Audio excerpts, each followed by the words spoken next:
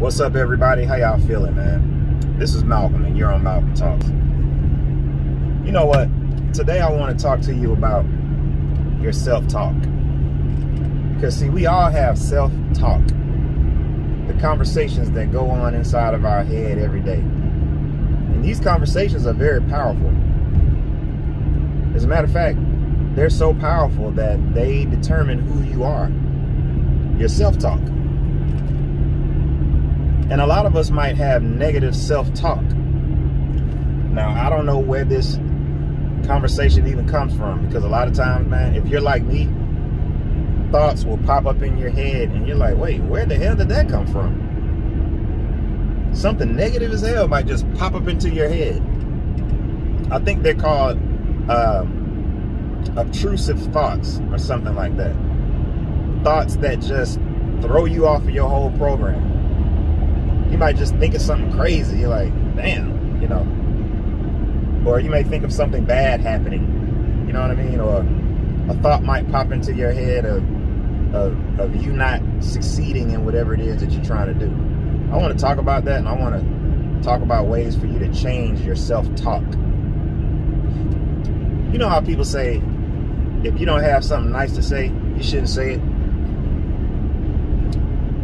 You know, that's one of those old sayings or whatever. And there's a lot of truth to that.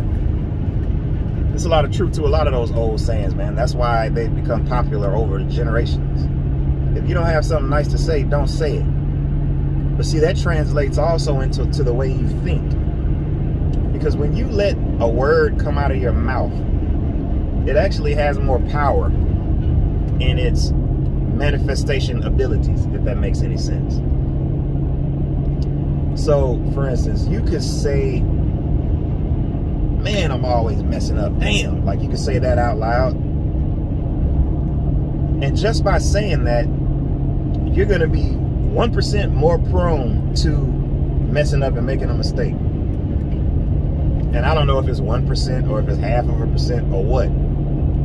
But it will have a slight impact on how you see the world, on how you perform, on how you do your day-to-day business.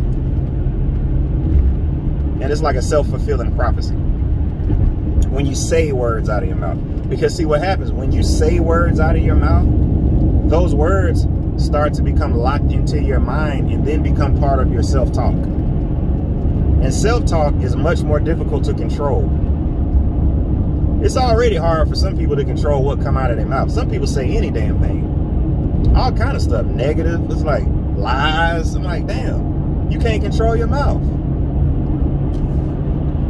But when it comes to controlling your self-talk up here, oh, that's infinitely more difficult. So that's rule number one. If you don't want it to become consistent self-talk, you should never utter it out of your mouth. Only talk about things that you want to become self-talk in your mind.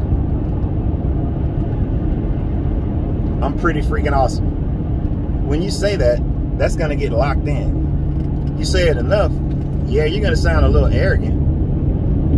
But those words will become locked into your mind and become your new self-talk, which is self-motivation. Another thing, some people have self-talk much worse than others, guys. It can become really debilitating. And my advice is a technique that I like to use, where you take a negative thought and you literally delete it, just like you're on a computer. So let's just say a thought comes through, you don't like that thought, and you're like, man, damn, why do I keep thinking these negative thoughts? Close your eyes and imagine that thought written out in Microsoft Word, and you're looking at it. And then take your cursor and delete it. And then close Microsoft Word. You have just taken the first step in completely deleting that negative comment from your mind. It's a visualization technique. I've tried it before. I guess it works. And one other analogy I want to give you. Imagine if you have a big glass of red Kool-Aid. I want you to really think about this.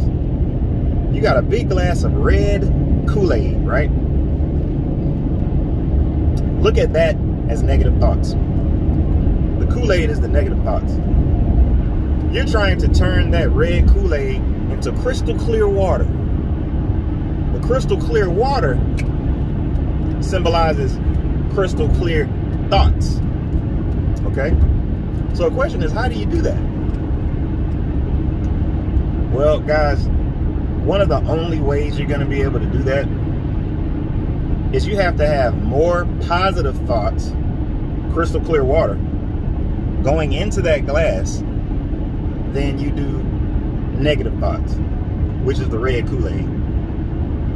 So I want you to imagine that you're putting that red glass of Kool-Aid underneath the faucet, and you're turning on the water of the faucet, and you're letting that crystal clear water go into that red Kool-Aid glass, and just let it run. What you'll start to find is that that glass will start to overflow. And yes, it will still be red for a while, but eventually that crystal clear water is going to overtake the red Kool-Aid, and the Kool-Aid is going to start becoming a little less red. It's going to be a little more pink now. Now it's going to look like lemonade. Next thing you know, the whole glass is completely clear. You have to take positive thoughts and put them in your brain and reprogram your mind. You have to completely reprogram your mind. And that's done through repetition, through vision boards, through writing things down, through various techniques. Unfortunately, the human mind does not automatically make these types of corrections. A person can live with negative thoughts their entire life, and it can completely destroy a person's life.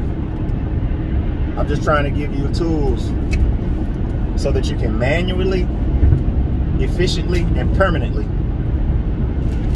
try to delete some of those negative thoughts. Hey guys, this is Malcolm. All I can do is try to give you the game. Things that have worked for me. Try them out. Let me know what you think. Comment down below too, man. What else do you want me to talk about, guys? We is better than me. Let's talk about it. Subscribe to my channel, and I'm gonna holler at you guys next time.